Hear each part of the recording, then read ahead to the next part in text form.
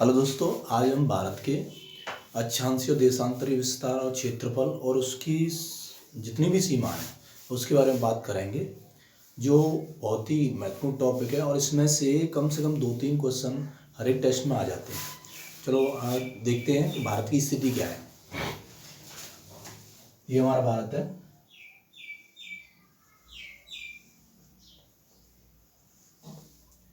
यहाँ से इसकी सीमा और जो हमारे भारत की आकृति है वो बहुत ही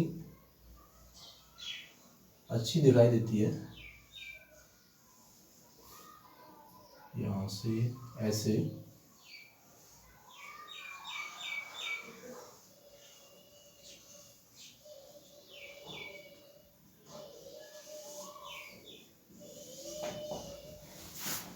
ये हमारे भारत की आकृति है। यहाँ पर सबसे ऊपर इसे उत्तर कहते हैं। उत्तर में जो बिंदु है इसे कहते हैं इंदिरा कॉल। इंदिरा कॉल। और ये टेस्टों में पूछे जाते हैं। इसका जो अक्षांशीय विस्तार है 37 डिग्री 6 मिनट उत्तर है। और जो भारत का ये धरातली बिंदु है जो 8 डिग्री 4 मिनट है, जो उत्तर बोलते हैं। लेकिन दक्षिणतम जो बिंदु है ये से कन्याकुमारी कहा जाता है। कन्याकुमारी ये दक्षिणतम नहीं है, ये भारत का धरातली दक्षिणतम है। दक्षिणतम बिंदु यहाँ पर जो अंडमान निकोबार है, अंडमान निकोबार, वहां पर है इंदिरा पॉइंट। इंदिरा पॉइंट जिसका अक्षांशीय विस्तार है 6 डिग्री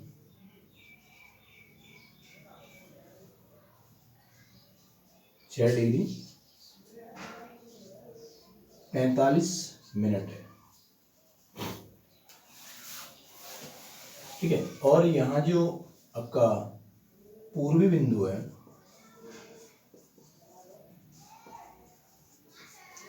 उसका नाम है किबूथी। और जो पश्चिमी बिंदु है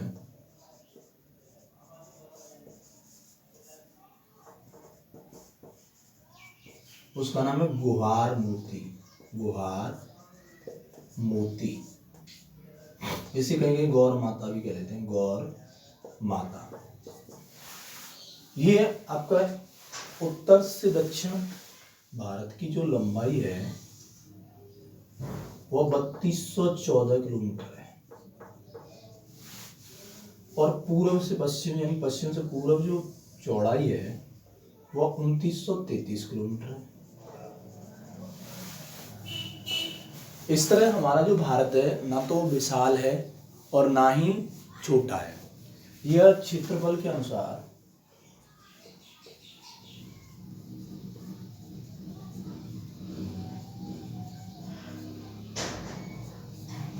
विश्व में 7वें नंबर पर है।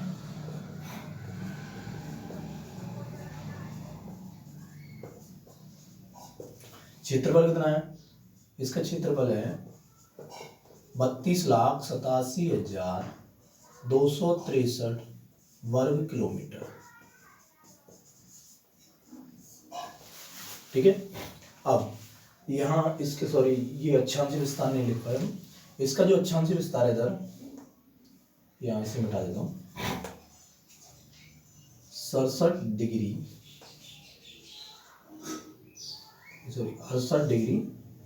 7 मिनट है। और इधर है 97 डिग्री 25 मिनट के लगभग। ठीक है। ये तो हो गया अक्षांशीय विस्तार। ये हो गया देशांतर। अक्षांशीय देशांतर क्या होता है? जो पृथ्वी है वो गोल मानी गई है, इसमें एक भूमध्य रेखा होती है, भूमध्य रेखा।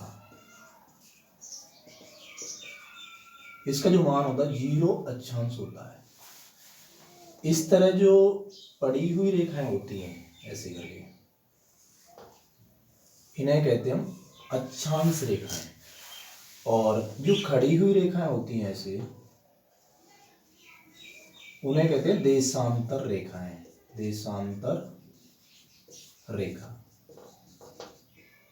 तो भारत क्या है, अब इसे 0 मान लें और ये 0, तो यहाँ तो हो गई भूमध्य रेखा या विषुवत रेखा बोल देते हैं, इसका नाम दूसरा होता है विषुवत रेखा।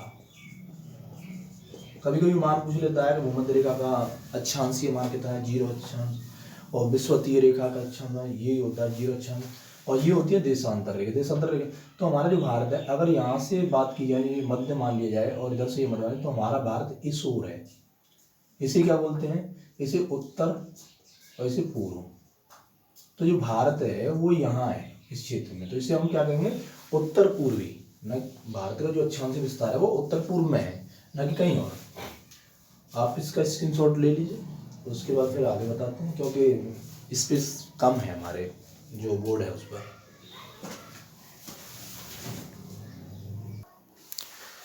हाँ, भारत जो है क्षेत्रफल में मैंने बताया 7वें नंबर पर है। भारत विश्व में 7वें नंबर पर है, 7वें नंबर पर। अतः यह विश्व का 2.42% क्षेत्रफल ही कवर करता है।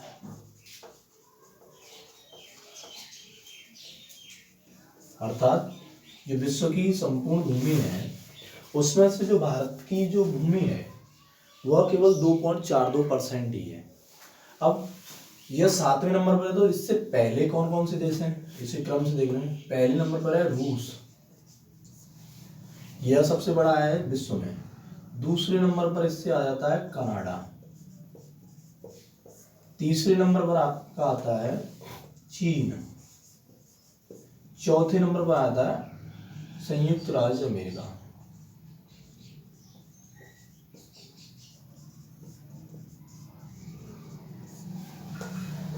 रूस, कनाडा, चीन, संयुक्त राज्य अमेरिका।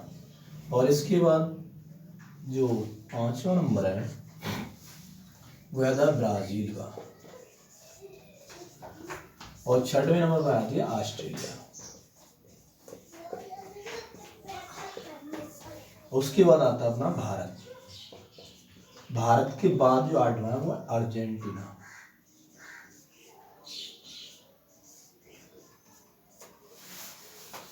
इस तरह जो भारत है वो हमारा 7वें स्थान पर आता है क्षेत्रफल के अनुसार, लेकिन जनसंख्या में क्या हो जाता है,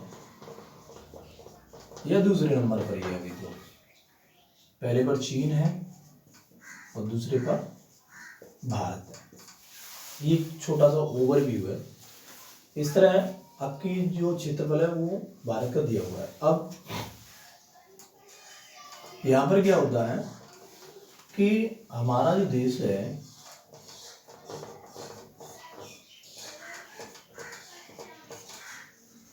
की सीमाओं की बात करते हैं। सीमा मतलब हमारा देश किस देश को स्पर्श करता है और किसकी सीमा कितनी है। जैसे मान लीजिए ये यहाँ हमने भारत बना दिया। सबसे बड़ी चीज़ अगर आपको भूगोल पढ़ना है तो सबसे पहले आपका मैपिंग आनी चाहिए। जो मैप आप बनाना सीख गए ना, तो उससे क्या होगा कि आप पर कभी मिस्टेक से भूल भी जाएं तो मैपिंग के द्वारा आप आसानी से पता लगा सकते हो कि ये कहाँ पर कौन सी चीज़ है। जो जियोग्राफी है वो मैपिंग से ही अच्छी तरह की जाती है। ये हमारा भारत है, छोटा सा बना दिया ओवरव्यू, तो आप देख रहे हैं। तो क्या है, पहले नंबर देश कौन सा किधर है। यहाँ पर अगर बात करते हैं तो इधर पाकिस्तान है, यहाँ अफगानिस्तान है,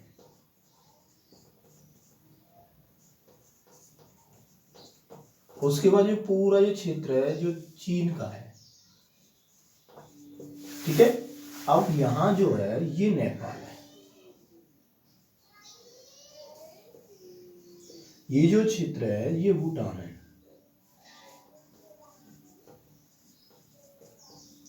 और ये पूरा पूरा म्यांमार है, और ये बांग्लादेश है। अब देखा जाए तो कितने देश हो गए, 1 2 3 4 5 6 और 7, यानी हमारे देश को 7 देश स्पर्श करते हैं नज़दीकी जो धरातल को। लेकिन जब ये सीमा की बात करें तो यहाँ पर श्रीलंका है, ठीक है। लेकिन हम अभी धरातल की बात कर रहे हैं, जो धरातल को स्पर्श करता है वो पाकिस्तान, अफगानिस्तान, चीन, नेपाल, भूटान, म्यांमार और बांग्लादेश। अब इसमें सबसे ज़्यादा जो हमारी बाउंड्री की लंबाई है किस देश के साथ है, वो है हमारा बांग्लादेश। सबसे ज़्यादा है, 4096 किलोमीटर है। यानी ये जो सीमा है हमारे देश की, यहाँ से लगा के यहाँ तक, ये बहुत बड़ी बाउंड्री बनाता है, यानी हमारे देश की सीमा को सबसे ज़्यादा स्पर्श करता है। दूसरे सबसे कम, केवल ज़्यादातर जो प्रश्न पुटअप होता है वो यही है कि सबसे ज़्यादा किसकी लंबाई है हमारे देश के साथ सीमा में, और सबसे कम किसकी। सबसे कम होती है अफगानिस्तान की, कहीं 106 किलोमीटर देता है, कहीं कहीं गलती से 107 दिया हुआ है, वैसे मेरे हिसाब से 6 किलोमीटर ही है ज़्यादातर, तो 106 किलोमीटर मान लें। यानी सबसे ज़्यादा जो लंबाई है जो हमारे देश की सीमा से बाउंड्री बनाता है देश, वो है बांग्लादेश, और सबसे कम बनाता है अफगानिस्तान, ये इसकी लंबाई है 106 किलोमीटर, ठीक है ना।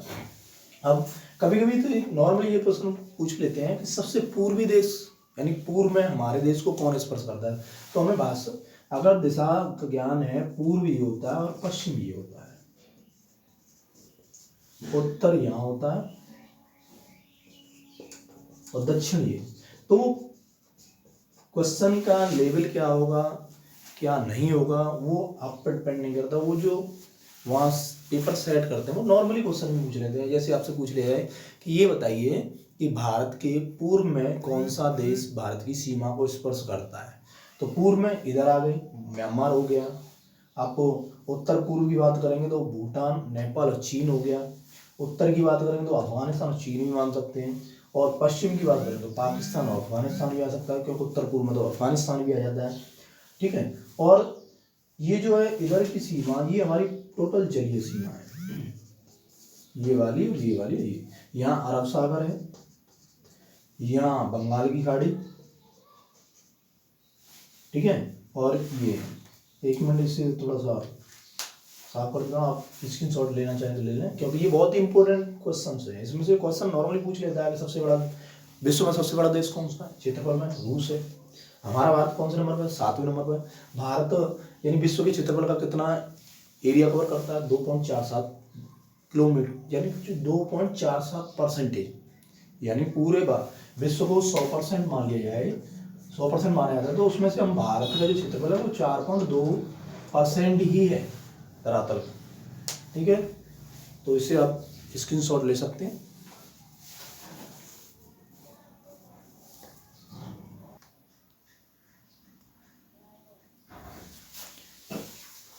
अब हम भारत की कुछ धरातलीय जो बिंदु हैं, जैसे हमारा जो भारत है ना वो एक प्रायद्वीप है,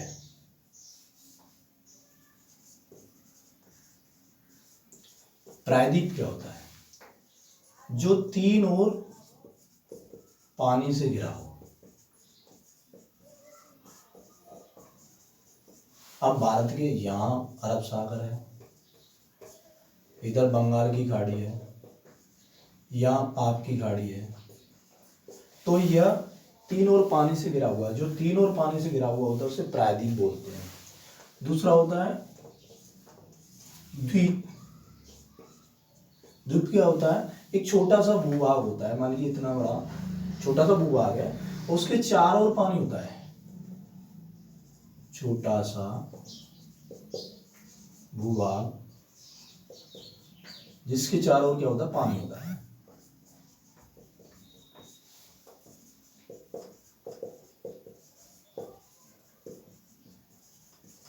तीसरे होते हैं महाद्वीप।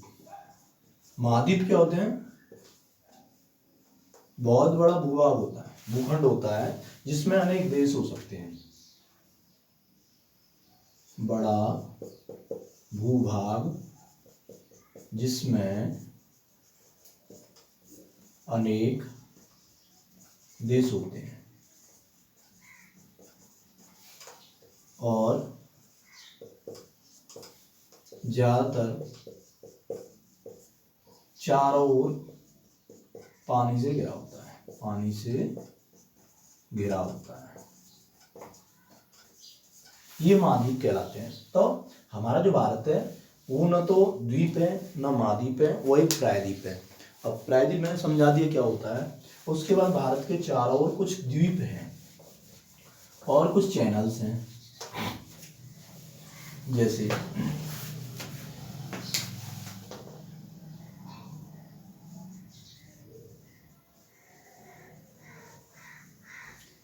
थोड़ा बोर्ड छोटा होने की वजह से थोड़ी प्रॉब्लम आ रही है कि बार बार मैपिंग करनी पड़ती है, और बिना मैप के जियोग्राफी को पढ़ना और समझना बहुत बड़ी भूल है, क्योंकि जो मैप है वही जियोग्राफी यानी भूगोल का मुख्य आधार होता है।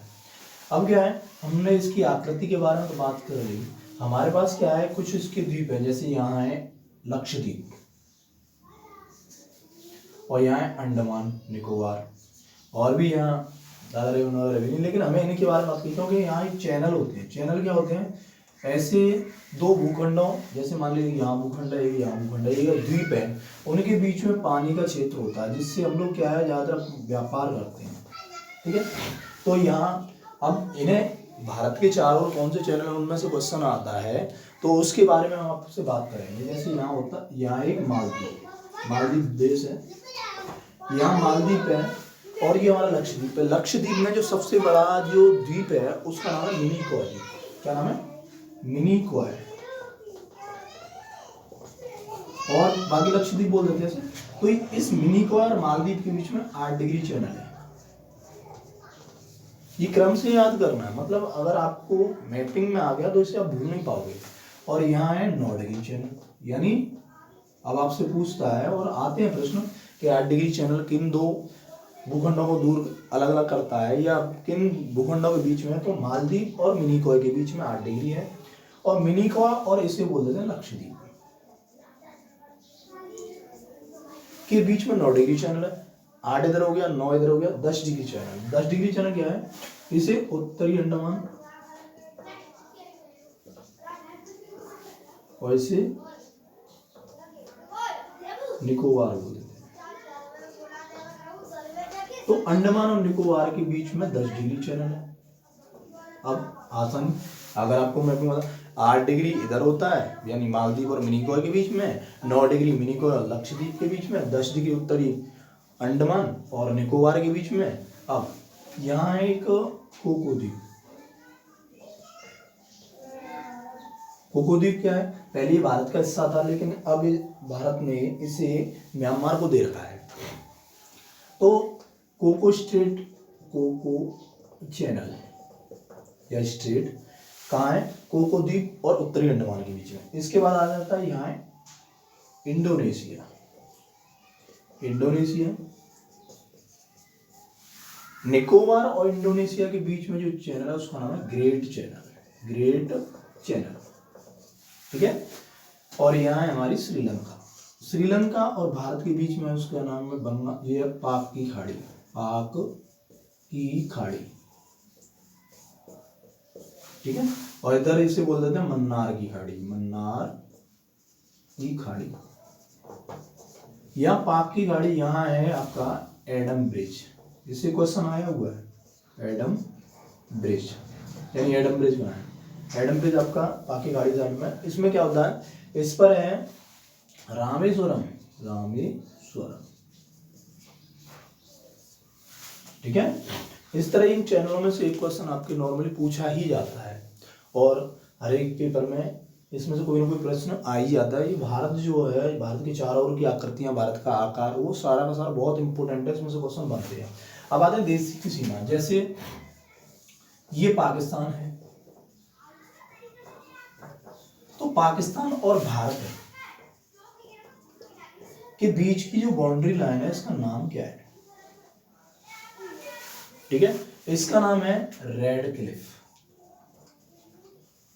ये रेड क्लिफ कोई वो नहीं, रेड क्लिफ एक अधिकारी था जिसने जब भारत का डिवाइडेशन हुआ था, बंटवारा हुआ था, तब भारत की और पाकिस्तान की सीमा का निर्धारण किया था। उस समय भारत और पाकिस्तान डिवाइडेशन अकेले नहीं होते, इसे कहा जाता था पश्चिमी पाकिस्तान और इसको कहा जाता है जो बांग्लादेश है उससे पूर्वी पाकिस्तान,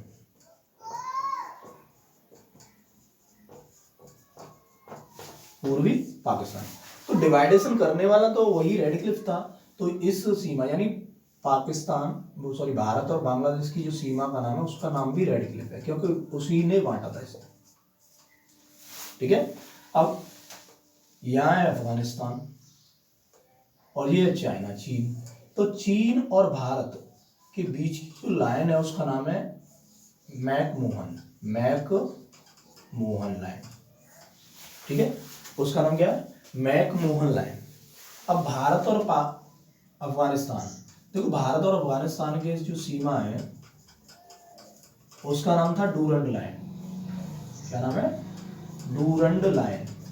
लेकिन क्या है, इसका जो ज्यादा पोर्शन है वो पाकिस्तान के एरिया में है, पहले अफगानिस्तान था। तो इससे क्या करते हैं, ये जो डूरंड लाइन है इसका नाम अब क्या है, भारत न लेकर ज्यादातर है पाकिस्तान प्लस अफगानिस्तान के बीच में ले दिया, यानी पाकिस्तान और अफगानिस्तान के बीच की जो लाइन है उसका नाम है डूरंड लाइन। अगर पाकिस्तान और वो भारत और अफगानिस्तान पूछता है तब भी डूरंड लाइन हो, क्योंकि अभी 106 किलोमीटर तो हमारे पास है, ज्यादातर क्षेत्रफल जो है वो पाकिस्तान के एरिया में पहुंच गया है। तो इसे हम ज्यादातर जो प्रश्न दिया जाता है वो यही होता है कि भारत और पाकिस्तान के बीच की सीमा है उसका नाम तो रेडक्लिफ हो गया, लेकिन पाकिस्तान और अफगानिस्तान के बीच की जो सीमा है उसका नाम डूरंड लाइन है। अब यदि प्रश्न आ जाए केवल सिंगल उसमें दिया हो कि डूरंड लाइन कहाँ पर है और उसमें पाकिस्तान और यानी अफगानिस्तान का नाम ना हो, वहाँ पे दिया हो भारत तथा अफगानिस्तान, तो वहाँ भी वो सही है, क्योंकि 106 किलोमीटर की एरिया अभी जो लाइन है उसका नाम भी तो है, उसका नाम ही डूरंड लाइन है। अतः भारत का जो थोड़ा सा ओवरव्यू जो आपको समझाना था वो आपके लिए इम्पोर्टेंट है और इस प्रश्न इसी में से बनते हैं। बाकी तो भारत का जो भूगोल है वो बहुत बड़ा है, वो भी हम विस्तृत भाग में समझाएंगे। लेकिन ये जो SSC GD हुआ, NDA हुआ और आपके नॉर्मली जो छोटे मोटे टेस्ट है उनमें आ जाता है। IAS के लिए तो हम और दूसरी वीडियोस बनाएंगे, बहुत एक्सप्लेन होंगे, थोड़ा अभी सेटअप सेट किया जा रहा है, इस वजह से ये छोटी सी ही वीडियो बना पा रहे हैं हम लोग। कुछ दिनों में हम पूरे व्याख्या बहुत एक डीपली जो वर्णन है वो आपके सामने लाएंगे। अतः इसे आप समझें और इसे कम से कम ये मान लो हर एक टेस्ट में 3-4 क्वेश्चन तो नॉर्मली है। जय हिंद।